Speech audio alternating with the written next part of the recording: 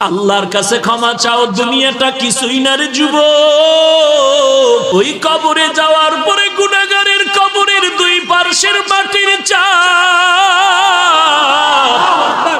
পাজরের হাড় চুরমার হয়ে যাবে। একটা নয়, দুটো নয়, 70 থেকে 99টা সাপের কামড়।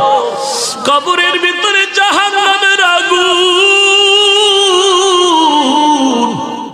এরে বান্দা, এখনো কি আল্লাহর রাস্তায় ফিরে আসবি না? আল্লাহ দেখায় দেয় দুনিয়ার বিল্ডিং এর আগুনে কত যুবকের লাশ, আর চিৎকারের আওয়াজ, বাঁচাও বাঁচাও। একটু চিন্তা করে দেখ, যখন আগুন লাগছিল শরীরের মধ্যে তখন ওদের কেমন লাগছিল, অবস্থাটা কেমন হয়েছিল।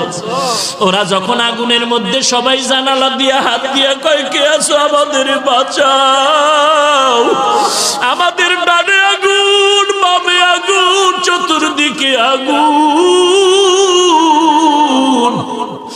এই দুনিয়ার আগুন থেকে হাজার হাজার হাজার তাপের মাত্রার আগুন হবে জাহান্নামের আগুন।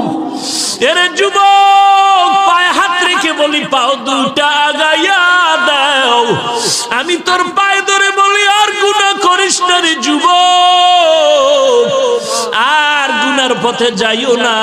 নামাজ পড়ো, পর্দা করো, মা বাবার খেদমত করো, আল্লাহওয়ালা